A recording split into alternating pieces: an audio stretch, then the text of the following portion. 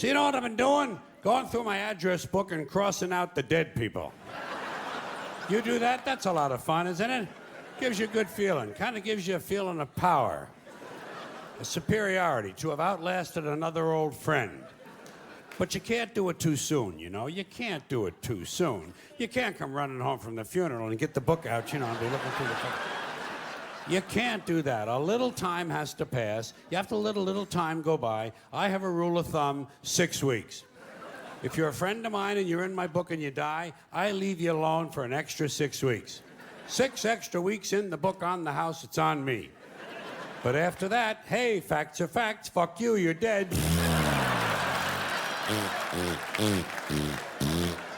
Out you fucking go. You gotta have standards, you know?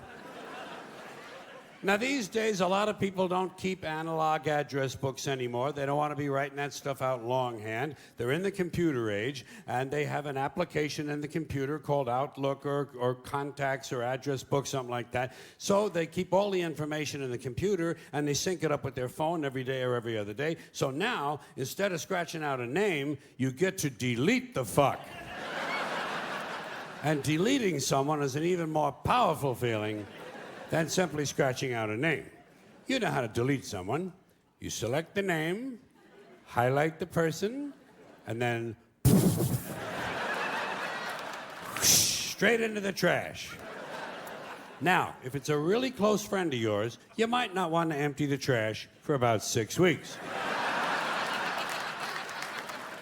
Or if it's a little too harsh for you, a little too harsh to delete an old friend, you can always create a new folder. A special folder for dead people. You keep it on your desktop. It's kind of a digital purgatory.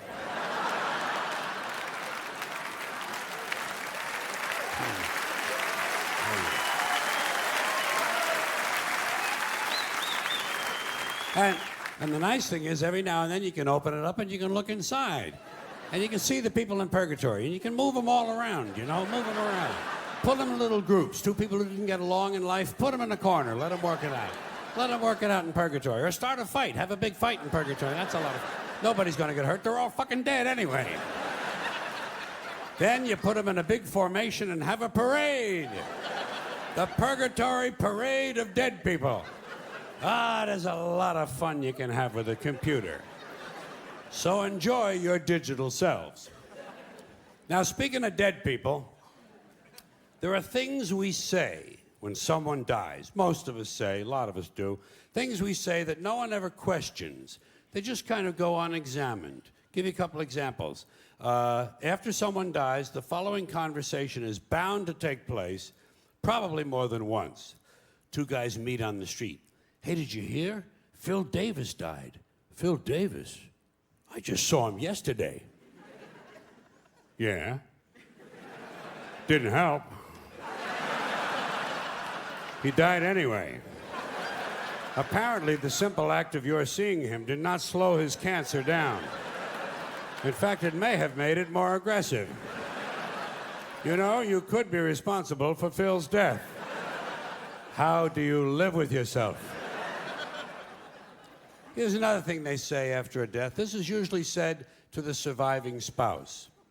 Listen, if there's anything I can do, anything at all, please don't hesitate to ask. What are you going to do, a resurrection? This ain't the fucking New Testament, you know. You know what you tell a guy like that who wants to help? Oh, fine, why don't you come over this weekend? You can paint the garage. Bring your plunger. The upstairs toilet overflowed and there's shit all over the floor up there. Do you drive a tractor? Good, that'll come in handy. The North 40 needs a lot of attention. Bring your chainsaw and your pickaxe. We're going to put your ass to work. He wants to help? Fuck him. Call his bluff. Call his bluff. Don't hesitate to ask. The nerve of these pricks. Here's another thing we say to the surviving spouse. I'm keeping him in my thoughts. Where? Where exactly in your thoughts does he fit? In between my ass hurts from this chair and let's fuck the waitress?